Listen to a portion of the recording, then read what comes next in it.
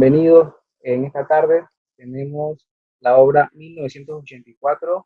Será vista de diferentes áreas a nivel científico, filosófico, histórico y literario. El profesor Wilberto Ureña es filósofo, es historiador. Omar Rivera es ingeniero electromecánico. Francisco Arango, igualmente ingeniero electromecánico. Y Juan Casabosa, ingeniero electromecánico. Mi persona, Edgardo Aguilar, licenciado en Lengua y Literatura. Eh, ya iniciamos. Profesor Gilberto, ¿cómo iniciamos? ¿Qué nos comenta? Buenas tardes, gracias por invitarme a un conversatorio más. No voy a enfatizar en la obra en sí, solamente va a dar rasgos muy generales del contexto histórico y también datos biográficos, porque hay dos tipos de lectores. Uno, el que lo lee simplemente como una obra de ficción y otro que lo lee como una obra política. Sin embargo, desconocer el contexto histórico te limita bastante. Entonces, daré un pantallazo general de el momento histórico que se vivía. La obra no se escribió exclusivamente en un periodo de tiempo inmediatamente, sino fue un proceso largo. Primero, él vio el problema árabe-israelí, ve el problema de la OTAN, ve el problema de la Guerra Fría, ve el problema de la Unión Soviética. Todo eso lo vio él, le ayudó más la vivencia que estuvo en Cataluña y Barcelona, con los grupos socialistas y los marxistas que no se llevaban en Cataluña. Todo eso impactó su vida para escribir la obra. Después pasó un periodo que él fue a Birmania, donde tiene un trabajo que no le gustaba hacer, y eso también le afecta más su familia, que su familia odiaba a la clase obrera, su familia clase media de Londres, influyó mucho en él, y sobre todo su padre y la educación que recibió. Estuvo entre los mejores colegios de Londres y su maestro, para noticia y sorpresa nuestra, fue el doctor Aldous Huxley. Le enseñó francés en una escuela prestigiosa de Londres. Entonces, el mundo feliz es paralelo a 1984, porque el maestro, uno de los maestros de Orwell, fue Huxley. Esto es un dato curioso, y la obra en sí tiene que ver muchísimo con el, el azote psicológico, la libertad de pensamiento y el problema, cómo manipular el lenguaje. Eso es lo que se centra generalmente en la obra, y tiene muchas aristas. Un libro de los más interpretados en el siglo XX, tiene muchísimas interpretaciones. Algunas ideologías lo ven de una forma, otros, los totalitarismos lo ven de otra forma. Entonces, él se centró más en dos figuras. Una figura que le produjo mucho enojo, Stalin. La obra está centrada en Stalin y en otro personaje de Trotsky, porque Stalin y Trotsky, dos personas que realmente nunca se llevaron. Y los dos aparecen reflejados en la obra. El hermano mayor es Stalin por todas partes, y el disidente que aparece en la obra es Trotsky. Inclusive la figura de Trotsky aparece en otras obras que él escribe sobre Cataluña. Eso en términos generales la obra. Es una obra de distopatía, es una obra, no es una utopía, sino es algo distópica, una obra que es un mundo negativo, perverso, donde la gente cree que es feliz, pero a la vez el Estado, el partido único, te somete y no tienes libertad. Entonces, todo eso lo pueden contar ustedes desde un punto de vista literario, científico, etcétera. Pero en términos generales, es una obra política hecha arte, es una obra que está vigente, está vigente. Hoy somos vigilados constantemente, sabe nuestra vida, entonces, todo el mundo sabe nuestra vida, y entonces Orwell está vigente, la conciencia de los jóvenes. Y Orwell escribió para una generación joven y una generación que no amaba la democracia. Y los Vale. intelectuales, sí. Bien, gracias, profesor. Eh, Vamos a tener esto en cuenta. Una pregunta para Juan, ¿no?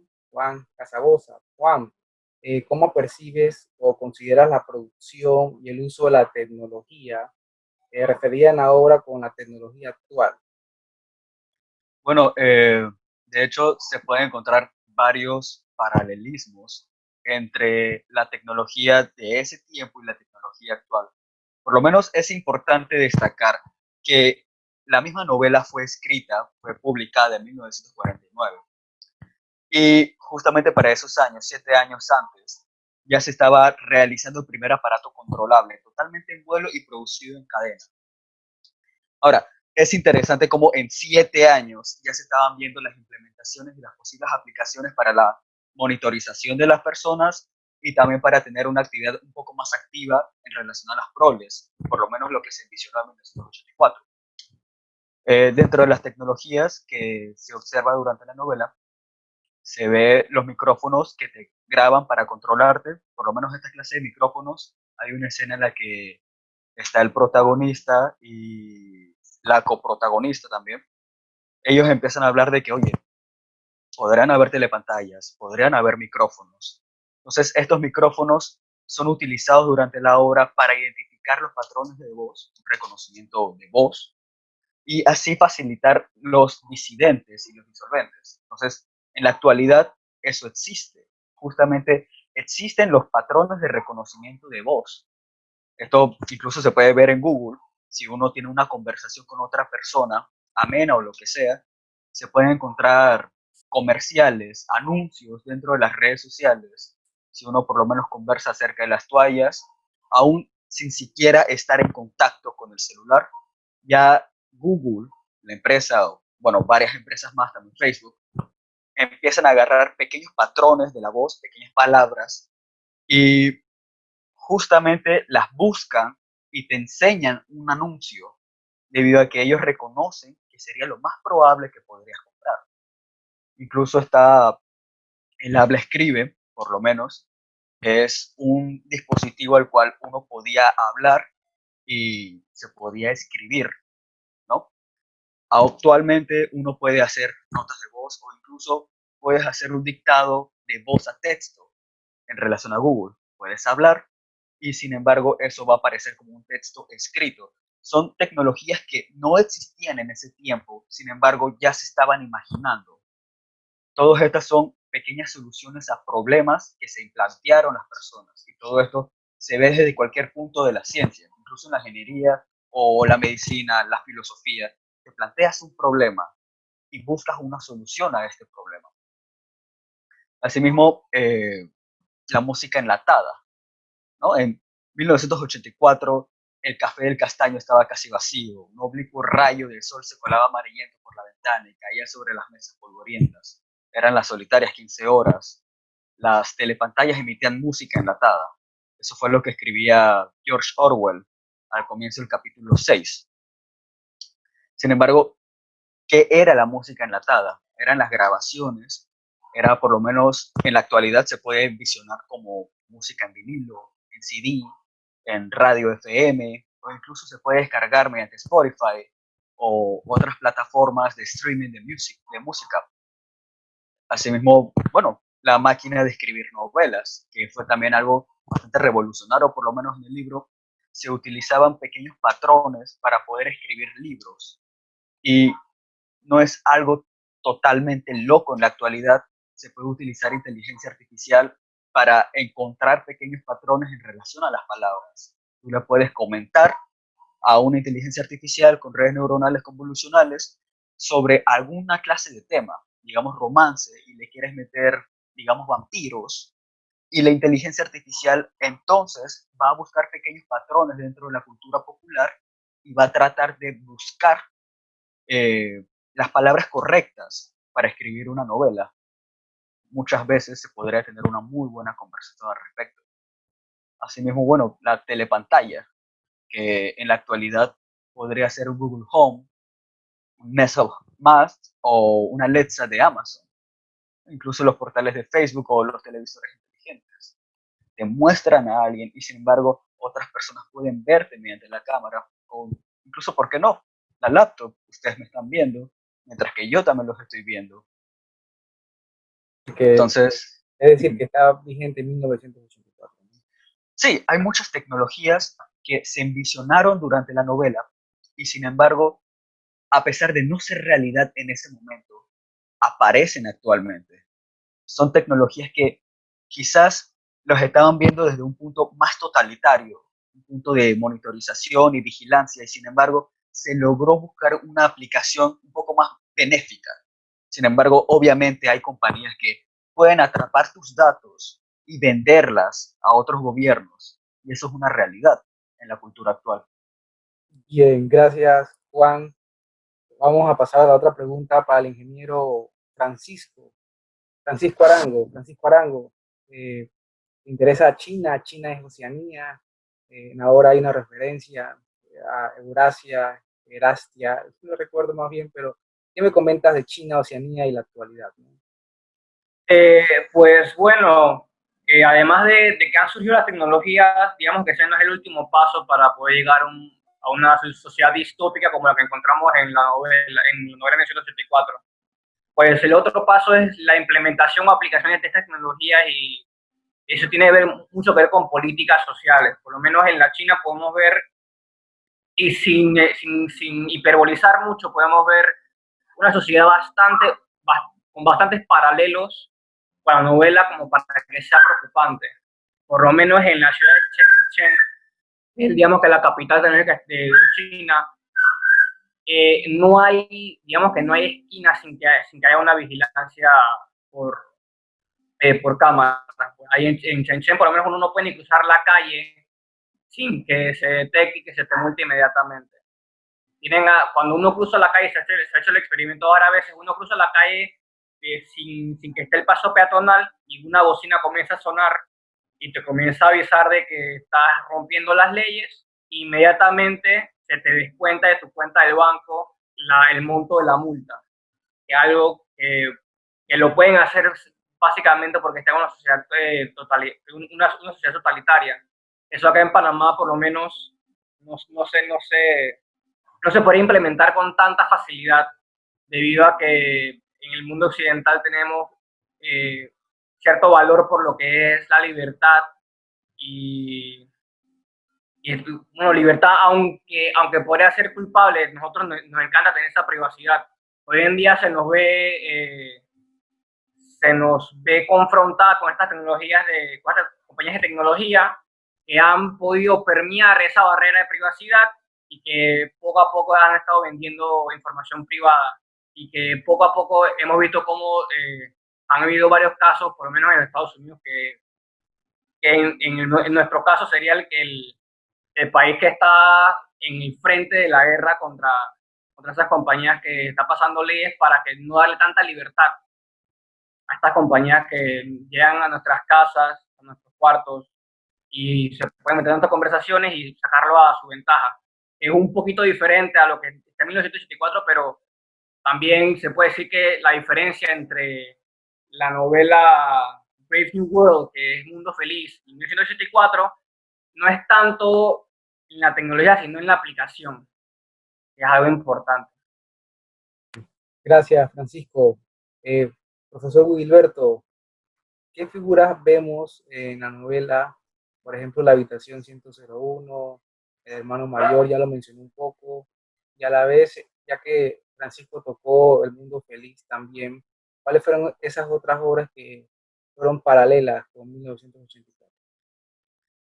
Perdón, creo que venía Omar, pero bueno, el orden lo manejas tú, o sea, tienes el control, el que tiene el control maneja. Omar, perdóname. Entonces, bueno, como dice la frase, lo mejor que al final. En la habitación 101 es un lugar donde él trabaja en la BBC de Londres. Durante la Segunda Guerra Mundial, él era periodista y trabaja en la BBC de Londres y esa es la habitación que él siempre veía, la 101. Entonces, cuando en la novela habla de la celda de tortura, es una celda donde él lo llevaron cuando era un adulto casi, porque él tuvo una vida muy burguesa, pero él quería experimentar qué era la pobreza, qué era la indigencia. Iba a los barrios pobres, los barrios marginados, iba a las minas, a los barrios obreros, y una vez formó un escándalo en la calle para saber qué es estar en una cárcel. Y ahí lo meten en la celda y ahí aparece entonces reflejado lo que era tortura. Entonces, hay mucho simbolismo. Sobre, por ejemplo, las ratas. Las ratas son animales que te da terror, asco, que repudia. Entonces, son instrumentos para repudiar ciertas cosas. Hay un símbolo también. Y como decía el joven Francisco, la novela Un Mundo Feliz está hecha o dirigida en una sociedad capitalista, liberal. O sea, el uso de las drogas, el sexo es libre. Sin embargo, acá tenemos a Julia, donde el sexo lo castra, la mutila en esa área, la intimidad. pero hay mucho paralelismo. Las dos son distópicas, las dos son sociedades supuestamente felices, pero el mundo feliz es una sociedad capitalista libre. Gracias. Bien, primera ronda de preguntas, luego seguimos con Omar. Recuerden, 2 preguntas puntuales para los expertos, ya sea el señor Gabriel, Yamilet, Daniel, Rita o Nicole, todos los que estamos aquí. Si quieren escribir la pregunta por la sala de chat o quieren expresarla.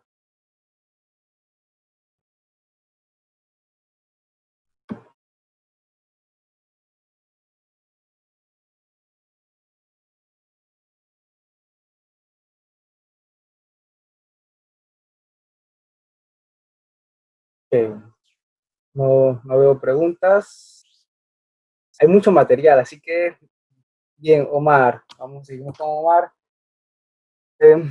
Una pregunta interesante, Omar, que me surge con la perspectiva científica, sobre todo la perspectiva ingenieril, es cómo, cómo una ecuación matemática o física puede alterar una idea o un pensamiento socialmente.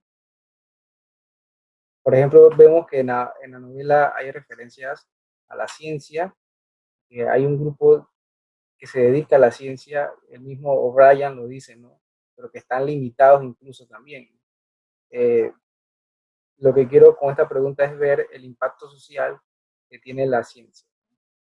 Y por eso, digamos, una ecuación, o si tú ves otro concepto, otro término.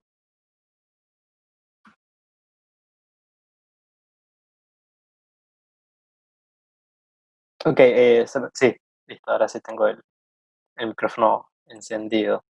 Sí, bien, con respecto a esto del tema social, sí me gustó leer acerca acerca de la jerarquía, ¿verdad? Que se mostraba dentro de la obra. Eh, Esta es una sociedad que también está jerarquizada.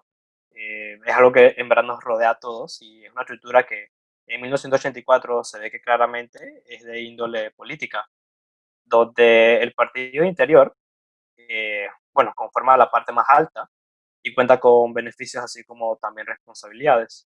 Después estaba el partido exterior, que igual lo conformaban miembros del partido, pero sin tantas responsabilidades. Y por último, se encontraron los proles, que según el libro, estos representaban aproximadamente un 85% total de la sociedad, que en su mayoría, por lo que menciona la obra, vivían en malas condiciones. Y debido a las malas decisiones económicas tomadas por este tipo de gobierno que estaba en el país. Y menciono esto porque fuera de la obra, ¿verdad? Las revoluciones industriales dieron paso a traer trabajadores de los campos hacia las grandes fábricas y estas fábricas fueron producto de la entrega de conocimiento por parte de la ciencia a la sociedad, teniendo avances ya sea en materia de salud, vivienda, energía y tecnología. Recordemos que la primera revolución industrial se dio a inicios del siglo XIX, así que ya para la fecha en que se elaboró la obra y que se comenta 1984, ya forma parte de lo que son estas revoluciones. Así que a inicios de ese siglo solo se contemplaba el alto contraste de personas extremadamente ricas y extremadamente pobres, no había de otra. Entonces, ¿qué sucedió con la ciencia en la obra 1984? Esta tuvo que haber creado mejores condiciones de vida a los proles, pero no estaba siendo así. Y una respuesta clara para mí a esta situación es el uso de la ciencia solo con finalidad política y bélica. Esto, eh, esto logra mantener esta jerarquía en la cual ya ellos se asentaban.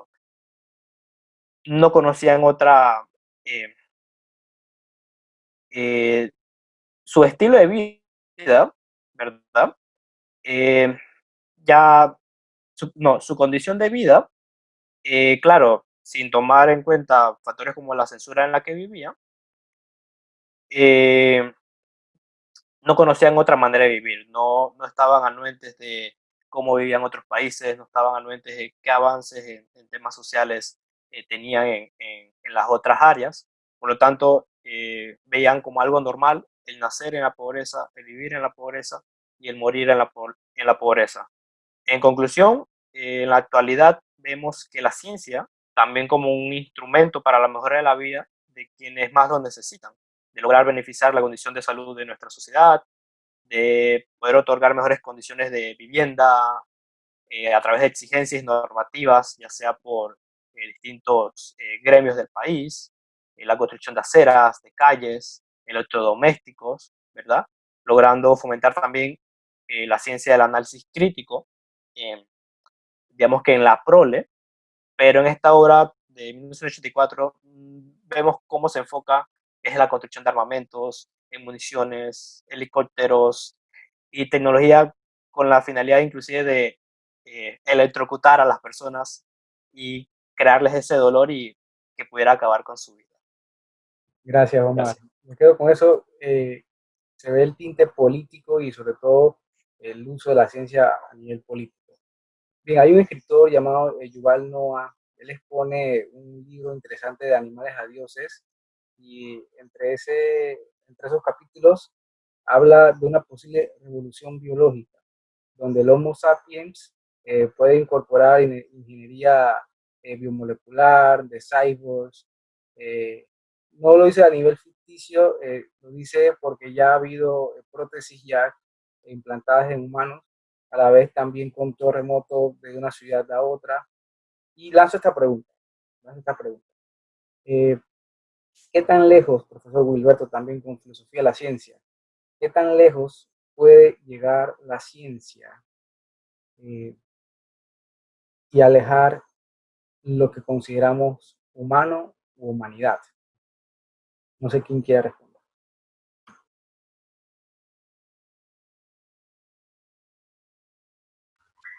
Juan, puede responder, porque al final me diré algo más. Puede responder.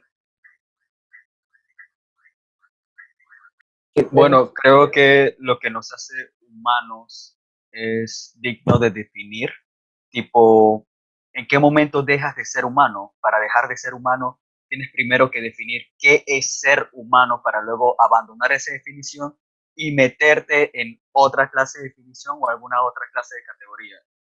Porque si las emociones son algo netamente biológico y están siendo eh, son una forma de solución ante alguna clase de problema por algún mecanismo inconsciente después de haber sido procesado debido a nuestros sensores, eh, nuestros sentidos cognoscientes, nuestros sentidos. Por lo menos puedes ver, puedes escuchar, puedes palpar. De acuerdo a cierta situación, tú vas a encontrar ciertos factores, los cuales se van a procesar y después se va a lanzar una emoción. Si es justamente esta clase de emoción y cognición lo que nos hace humanos, y justamente la emoción podría ser algo físico, entonces podríamos dejar de ser humanos en cuanto dejemos este cuerpo, lo cual se ha teorizado, ¿no? Incluso hay cierta clase de una rama de la filosofía en la cual dice que podríamos almacenar todos nuestros recuerdos, nuestras memorias e incluso nuestra forma de pensar dentro de redes neuronales o por lo menos inteligencia. Si abandonar nuestro cuerpo no nos abandona de ser humanos, entonces nuestras emociones estarían íntimamente ligadas con nuestra propia cognición, lo cual implicaría que no podremos dejar de ser humanos a pesar de si cambiamos de cuerpo, creo. No sé si es que alguno quiera meter un poco más del tema. Pues es una pregunta, digamos, un poco difícil de contestar, porque tendríamos que preguntarnos primero, como dice Casabosa, habían dicho, qué es lo que constituye ser un humano. Podríamos irnos por lo que dice la ciencia y pensar que es simplemente una especie, y como sabemos, eso es algo, como decíamos, la taxodermia es una ciencia un poco fluida, eso no está escrito en piedra, o sea que es, es difícil de contestar por la ciencia, ya que no hay una respuesta concreta. Pero si nos centramos al sentido este de humano, en lo que se encapsula todo lo positivo que consideramos propio, nuestro, yo siento que han habido varias instancias en las cuales se podría decir que hemos dejado de ser humanos, o por lo menos que hemos dejado aparte esas cosas que valoramos en nosotros, por lo menos en el sentimiento industrial de los campos de concentración de Alemania y Unión Soviética. Uno podría hacer el caso de que los que estaban soportando el sistema dejaron de ser humanos. Igual que la aplicación de la bomba nuclear ante millones de inocentes en lo que es Japón, uno también podría debatir que uno dejó de ser humano. O sea, que no es una pregunta tan concreta, pero sí, nos abre un poco a lo que es nuestra naturaleza. Vale, gracias Francisco. ¿Por qué pregunto esto? Porque vamos a ver en la obra una idea que va directamente a la naturaleza humana, ¿no? Y esa idea el profesor Gilberto nos va a decir ahorita mismo. ¿Qué peso, qué justificación ideológica o qué contexto está fundamentando a nivel ideológico 1984? Bueno, solamente para agregar lo que dijo el joven Juan y Francisco, tiene razón, cuando hablando de las emociones. En la obra aparece lo que se llama las emociones. Orwell habló de las emociones del totalitarismo, o sea, las emociones de Hitler y las emociones de Stalin destruyeron a la humanidad. O sea, los nacionalismos mal llevados emocionalmente destruyen lo que se conoce como la verdad objetiva. Los dictadores no conocen esa palabra verdad objetiva. O sea, a ellos les interesa un bledo, les interesa sus emociones, entre comillas, nacionalistas. Entonces, gracias Juan, esa es la línea, porque igual que dijo Francisco, el holocausto judío y los campos en Ucrania y en Siberia, simplemente la razón no sé dónde estaba, lo que había era un sentimiento, un salvajismo no visto, pero ese es otro tema que se tratará después. Las ideologías, o sea, las ideologías siempre han habido. Hay un escritor francés que se llama Pierre Bourdieu que dice, las palabras o las ideas son temibles, o sea, una idea es temibilísima, o sea, cuando un pensador de esto, dictador, está obsesionado con una idea, eso lo lleva a la realidad. Entonces, Stalin tenía una idea, Hitler tenía una idea. Y las ideologías, hoy tenemos muchas, socialmente, si son mal manejadas, nos pueden llevar al extremismo. Y eso es lo que en la obra el señor Orwell veía a futuro. Cómo estas ideologías a un nivel extremo pueden afectar a la sociedad en el siglo XXI. Y ya lo vimos con los pasados de Hitler y de Stalin, lo vimos con Mao y lo estamos viendo ahora en otras dictaduras un poco camufladas que hay en América Latina, igual que en África y en Asia. Pero en conclusión es el mismo mensaje, pero disfrazado, simplemente ideologías extremistas al fin. Bien, segunda ronda de preguntas. Si la tienen, pueden escribir en la sala de chat o simplemente expresarla.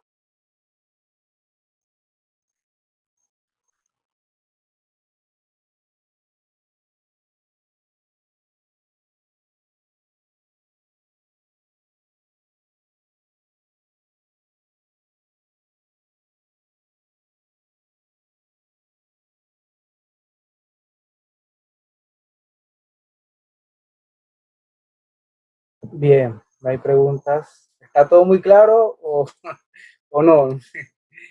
Eh, muy bien. Vamos a ver a nivel literario, ¿no?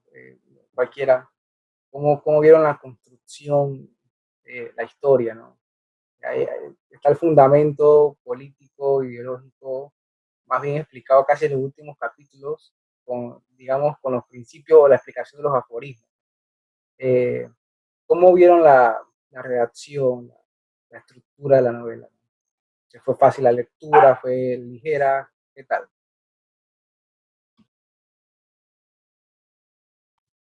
Pues yo que me la leí en inglés, hay dos versiones, una para jóvenes adultos, que es un inglés más moderno, y una que ya tiene su tiempito. Hay palabras que se han dejado de usar en el inglés moderno, pero bastante fácil la lectura y por lo menos un atributo importante que fue bastante sutil de la novela es que fue escrita en pasado, como una historia.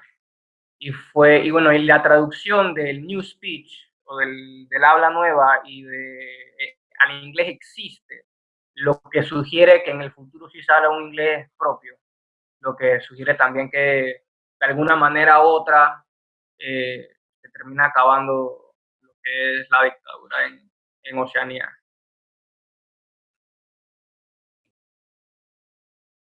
¿Alguien más quiere agregar algo sobre este tema? Sí, la novela depende quién lo va a leer, si tienes información previa, el gusto literario eso influye muchísimo. Si es para un parcial, la gente lo lee y hace su resumen y ya, pero porque creo que Omar lo leyó y creo que Francisco lo leyeron porque les apasionaba la novela, pero hay muchas perspectivas. La novela, por ejemplo, tiene tres aforismos, me gustaron los aforismos. Sé que la guerra es la paz y después comienza a desarrollarlo. Me gustaron los aforismos. También hay que ver algo más. La novela tiene elementos de tres escritores. Tiene el elemento de la obra El Cero del Infinito, que influyeron muchísimo a escribir esa obra. Esto le escribió un húngaro que era amigo de Orwell, el señor Arthur Koestler. Era húngaro que vivió en carne lo que era la persecución. Franco lo mandó a matar, Hitler lo mandó a matar y se salvó porque iba a Londres. Entonces, esa conversación con Orwell ayudó entonces a redactar o ver otro enfoque de los totalitarismos. Eso le ayudó mucho. Y generalmente la obra tiene otros elementos. Como dije hace un rato, cuando él fue en el 36 a Cataluña, donde él trató como ingenuamente, era un marxista izquierdista, obviamente de la línea de Trotsky, y cuando llega a Cataluña encuentra que están los comunistas pro-soviéticos y dieron, este señor, ¿qué hace aquí? Entonces le pasó algo casi un poco malo, lo hieren, pero se tuvo que regresar a Londres. Y allá, entonces se puso a militar en los fines políticos y eso le ayudó. O sea, una cosa negativa que le pasó en Cataluña es parte de la obra que después no hemos leído. Ahora que comenta eso, profesor, recuerdo que Orwell hace una referencia sobre digamos, los defectos que tuvo la oligarquía en mantener el poder, ¿no? Y casualmente él, admitiendo a alguien, él casualmente dice que ellos, o sea, el partido, el hermano mayor, mantiene el poder a través de muchas formas. Ya sabemos cómo son. Eso es una crítica, es una referencia actual. ¿Qué me pueden agregar los expertos?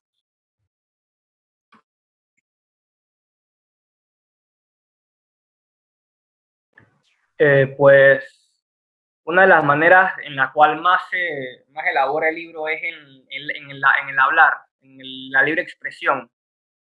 El intento de ellos era que uno no pudiera articular bien los pensamientos, y el pensamiento era que el no poder articular bien, porque uno como piensa con las palabras, uno no iba a poder pensar o elaborar correctamente la situación.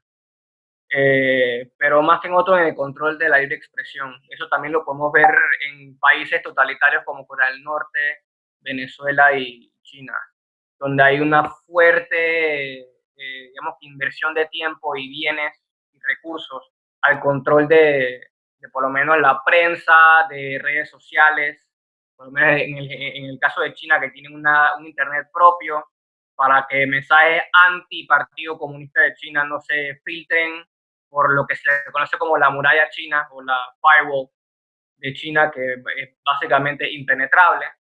Y bueno, pienso que así como vemos que en el libro se controla, digamos, que la libertad de las personas por medio de la restricción de la libre expresión, eso también se puede ver hoy en día muchas veces, por lo menos cuando los políticos se meten mucho en la media, cuando compran los canales televisivos y comienzan a tirar un mensaje a las masas, que al final las masas, como no tienen toda la información y tienen que resumir con lo que se tiene, quedan creyendo cosas que al final no les hace bien. Y eso también pasa en 1984, como en todas partes del mundo. Vale, gracias, Francisco. ¿Qué nos queda del inicio y final de la obra? ¿Fue un buen final? Omar, ¿qué opinas del final? Bien, como creo que mencionaron en antes, ya en lo que es la parte final se menciona bastante, sobre todo la ideología, ¿verdad? Que se manejaba en el partido y en el país. Al final, la verdad me llamó mucho la atención, sobre todo la parte donde hablan de los mártires, donde hablan de que eh, el matar a personas que se opongan al partido solamente crea mártires y crea motivación a la sociedad para librarse de ese gobierno totalitario. Y siento que muy acertado, la verdad, porque es algo que vemos en todos estos golpes de estados, ya sea en Latinoamérica, ya sea en otras partes del mundo, siempre hay una motivación, y inclusive la vemos estos meses que ha pasado con la opresión que se ha vivido en Estados Unidos hacia las personas de etnia negra, ¿verdad? Vemos que un mártir han sido estas personas que han sido asesinadas, ¿verdad? Y han provocado que socialmente haya un gran problema y un gran enojo, lo cual ha traído de que se intente cambiar las cosas. Y esa parte en la cual en el final, en 1984, tratan de ver que esas personas no mueran eh, con una diferencia de pensamiento, sino que apoyen al régimen, me parece algo, digamos que excepcional, conforme a querer mantener el gobierno. Sin embargo, a opinión propia, bueno, es algo que la verdad no apoyo, pero la obra sí resaltó bastante eso. Interesante. Hay un escritor llamado José Luis Borges y él comenta que no podemos hablar de lo que no conocemos. Es una crítica sobre todo a las ideologías que hay en Oriente, ¿no? Y que los occidentales pretenden conocer. Con eso, quiero decir qué tan viable socialmente, siendo partidistas de hermano mayor, eh, puede ser bueno, ¿no? ¿Qué quiero decir? Si digamos, tuviéramos un momento donde existiera un hermano mayor, claro, no voy a hacer un grupo ahora de hermano mayor, ¿no? Eh, ¿Sería viable? ¿Cómo yo me adaptaría? ¿Cómo sería mi formación, mi convivencia? ¿Qué han pensado, no? ¿O es solamente ficción? Claro, es ficción, ¿no? Heidi Kell, no sé, Hamlet.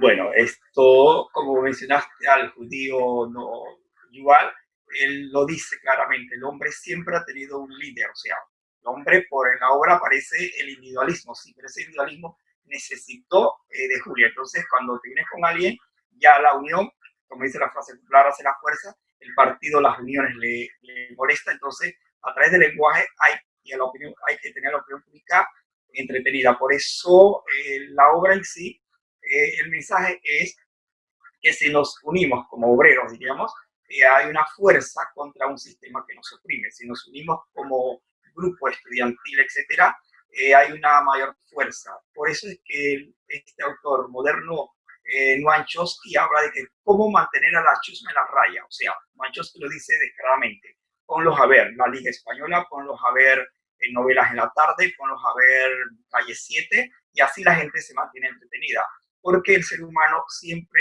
buscará el partido, sobre todo entretener a las masas. Creo que Francisco habló de las masas, y las masas, si se unen, hacen fuerza, pero las masas generalmente están muy fraccionadas, y no fracciona la más media, que es el instrumento que hoy tenemos para entretener a las masas. Bien, tercera y casi última ronda de preguntas. No sé si los participantes, o si quieren preguntar, no sé, Omar le quiere preguntar al profesor Gilberto, Francisco a Omar, a Hernández, a Nicola, a Ikea, a Yamilet. Se pueden escribir por la sala de chat o al señor Gabriel también, o expresar.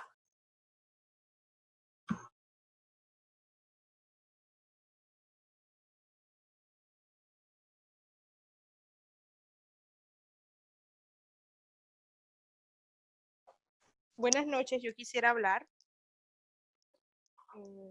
Sí. Mi nombre es Nicole. Antes que nada, muchas gracias a todos. Yo creo que si no ha habido preguntas es porque todo está muy claro y los comentarios han sido muy acertados.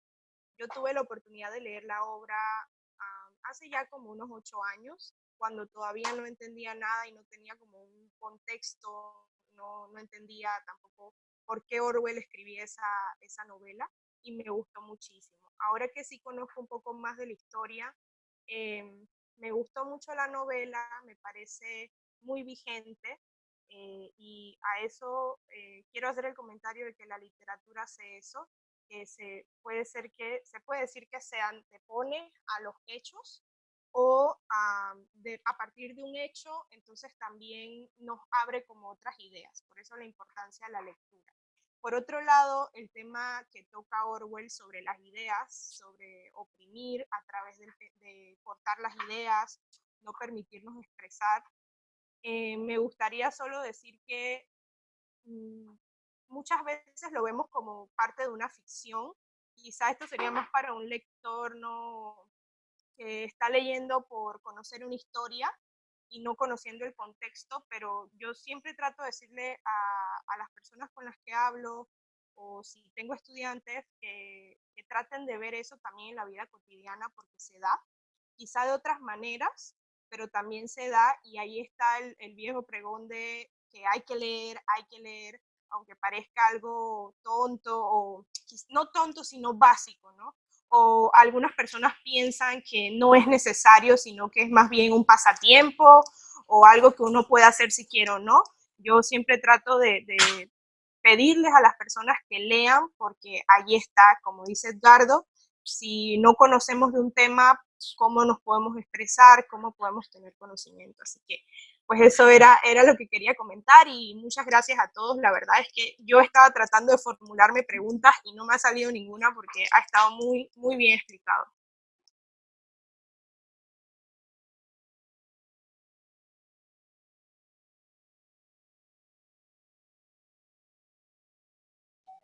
De hecho, me gustaría agregar algo al comentario de Nicole, y es que esta novela, como ha sido tan popular, hay muchas referencias dentro de la cultura moderna, desde la música, álbumes, películas o incluso series de televisión, tipo El Gran Hermano en España, ¿no? Y de hecho, la novela aún hoy en día sigue teniendo repuntes de ventas y con mucha regularidad.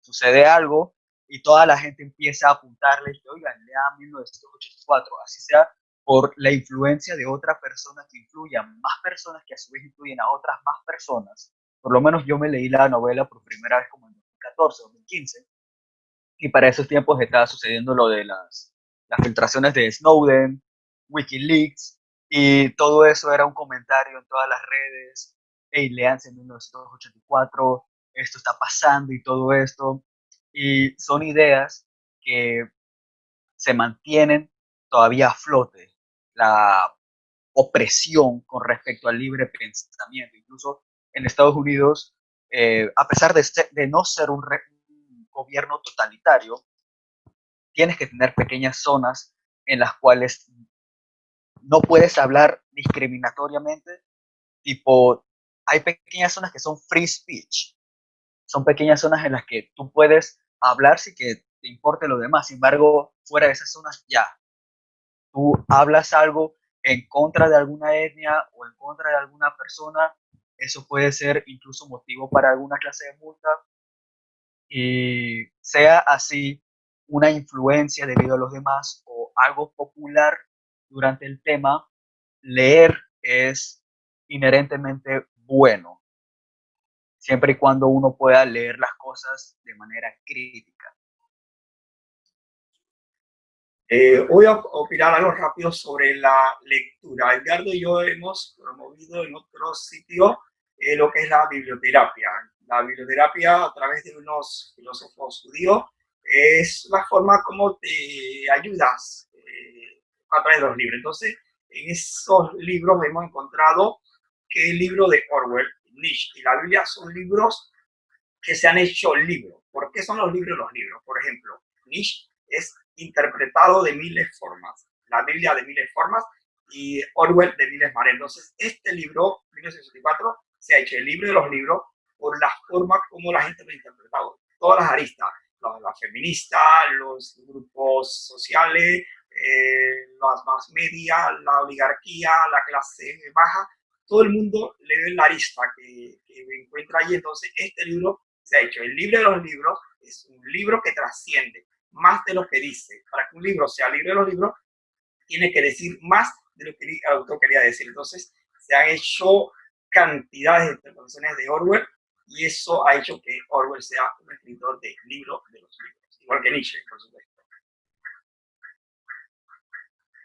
Bien, conclusiones, ya tenemos una hora prácticamente y me gustaría palabras finales. Pregunta, con permiso. Vale, vale, cómo no. Bueno, realmente yo todavía no he terminado de leer el libro, lo empecé por recomendación y quisiera saber por qué ustedes recomiendan este libro y de qué manera como que ha impactado a cada uno, pues. Eso es lo que me gustaría saber.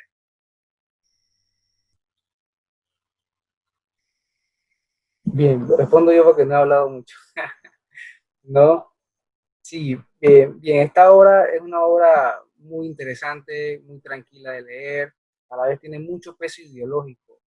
La vas a leer y al final te vas a dar cuenta que está haciendo una contextualización, ¿no? Hay algo político que se está moviendo actualmente, a la vez va a buscar y va a promover en ti que tengas un pensamiento, un criterio, para que veas qué herramientas socialmente, científicamente se pueden utilizar para manipular a la sociedad. Espero no me dejen hablar. Profesor, eh, Omar, ¿quiere agregar algo?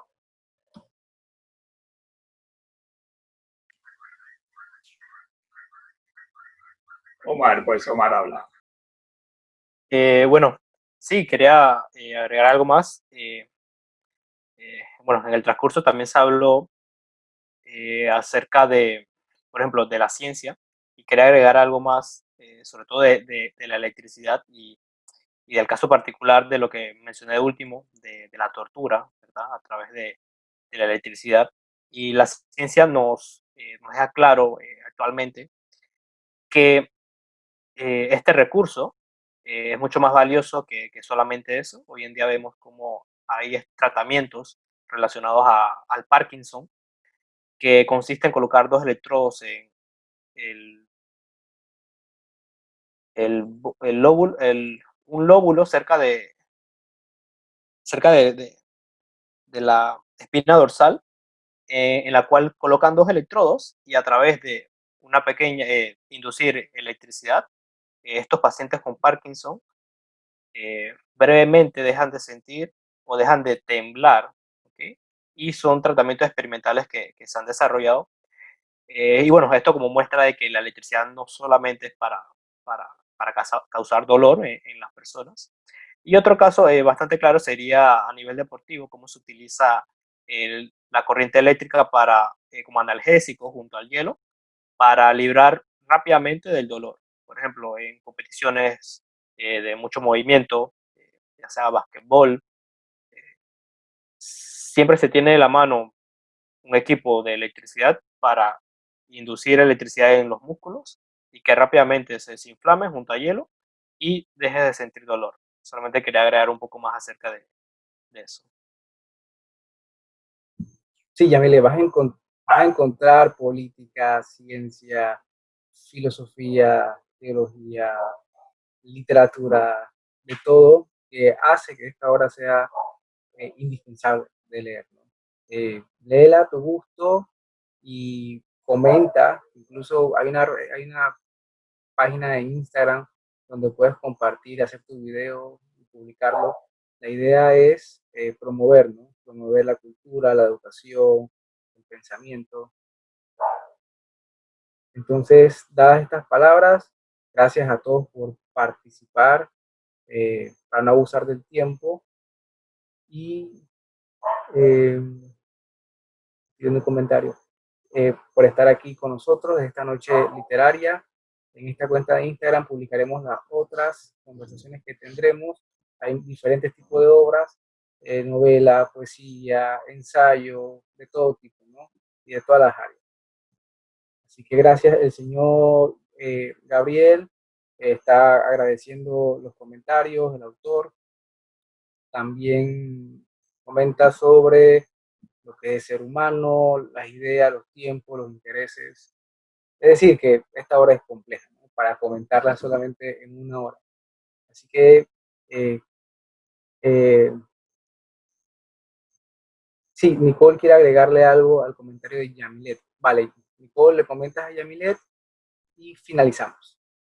Y solo comentarle que yo recomendaría esta obra porque a pesar de que toca temas muy complejos como las ideas, la lengua, la política, los regímenes totalitarios, etcétera, es un libro muy ameno de leer. Y creo que eso también fue lo que impulsó este libro. Me parece que en algún momento leí en algún artículo que el libro no es que fue innovador en el momento en el que se escribió, sí, en el momento en que se publicó, sino que fue la manera en que él la escribió tan amena y a la vez tan complejo que hizo que le gustara mucho al público. Entonces yo recomendaría este libro a lectores que están iniciando, que quieren como adentrarse en una lectura y que es una lectura compleja donde hay que buscar los simbolismos, hay que investigar, etcétera, pero también tiene una manera de escritura muy, muy amena y que no se hace nada pesado. Eso era todo. Muchas gracias. Ya, muchísimas gracias, Nicole, por el comentario. Para agregar un poquito al comentario de Nicole, que aunque el libro, aunque sea fácil de leer, te trae, puede ser una introducción a temas, digamos, de peso en la literatura, temas de verdad, temas de derecho, temas de libertad. Son temas que se hablan mucho. Por lo menos puede ser una introducción a libros más pesados como los 3 volúmenes de Gutenberg Archipiélago, que es un libro mucho más pesado, pero te das cuenta cómo es la actualización de un sistema distópico. Entonces puede ser un buen comienzo para, digamos, que ver lo que es la sombra de lo que es la naturaleza humana. Bueno, ahora sí, gracias a todos. Pasen buenas noches.